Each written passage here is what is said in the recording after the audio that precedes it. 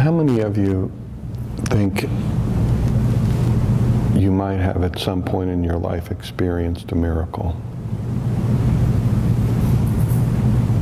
Lots of us.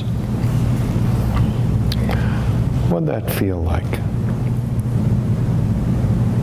And if you don't think you have, think about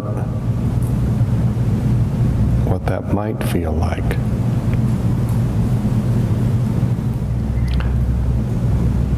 There's a place in each of us, a dimension, if you want to think of it like that, or a state that is within each of us, where miracles reside, where all of the potential, I should say, where all of the fulfillment of all of your needs and creative capacities exist. The issue for each of us is we become so tangled up in our own ego issues and the distractions that is all the motion and tension in our life and all of the hopes and fears that we struggle with. We get so tangled up in everything going on around us that we forget, if we ever knew, that there is a place within us where the seeds of our complete fulfillment exist, waiting and wanting for the energy to germinate and expand and grow. Spiritual growth isn't about, the putting on some hat that is like the complete conception of the reality. And truth isn't something that we can put on and take off or ever wear. Truth is that potential which exists within us, lying in wait for the energy to germinate and unfold and express itself in all of its multidimensional grandeur. Truth exists within us, waiting to receive enough attention that it can rise up and explain itself to our own mind. And when it happens, you'll think, it's a miracle. Because it is a miracle. There are so many miracles that are present within you. But, we continually reach outside ourselves for things, for stuff, for money, for attention, for whatever. It doesn't matter. We reach outside ourselves for stuff instead of reaching into ourselves to connect to our own creative energy, our own creative capacity, and those potentials which exist within us, waiting to unfold themselves, waiting for the energy it takes to unfold themselves and be complete. It's easy for me to say because I sit here in the miracle of my life. And there was absolutely nothing special about my family or my upbringing. It was unimaginably ordinary. And I'm telling you that because a lot of you share with me in that experience. Our upbringing was just completely normal. Suffocatingly normal, if you will. That's not true of all of you, I know, but For me, it was suffocatingly normal. And it was only because I had the opportunity, the miracle in my life that Rudy presented me, and the opportunity to work there, to take in enough energy to unfold the life that I have now, which I understood was a life I was headed for, even before I met Rudy. And so it's easy for me to say. It's more difficult for you because you're still in the situation, a lot of you, where that miracle has not become strong enough in you that you begin to have confidence in it and you start to have value for it that compels your attention to it on a regular basis. Spiritual practice, and especially what we are sharing here in this space, in this moment, is about taking the time to remember what it feels like to have a miracle in your life, to have a miracle for a life, to remember that,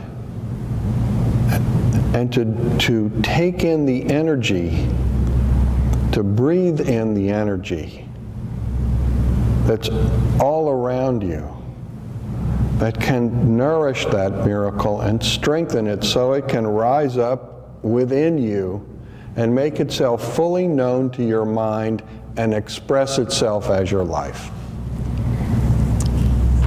without ever being eviscerated by the doubt that is, nags lots of people and destroys lots of people.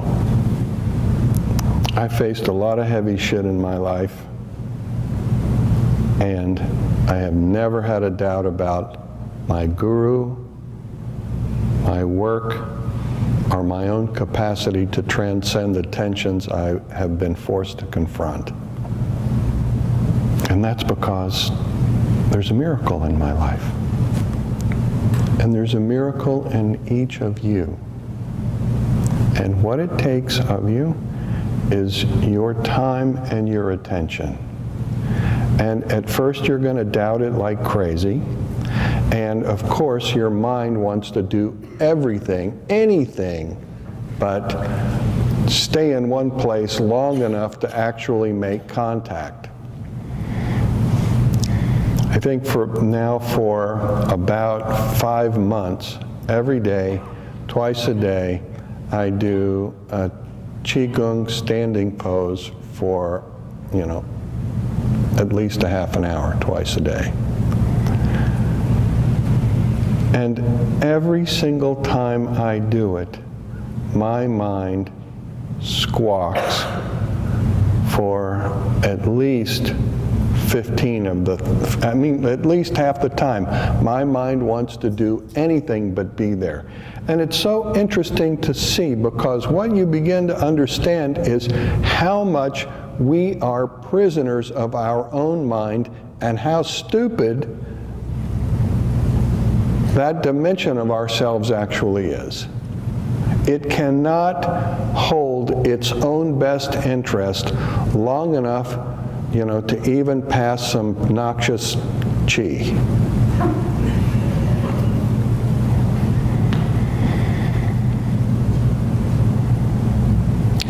But even in the simplest way, if you don't have enough value for your own life to sit every day and make contact with that life and feel it, and feel what it feels like to be alive,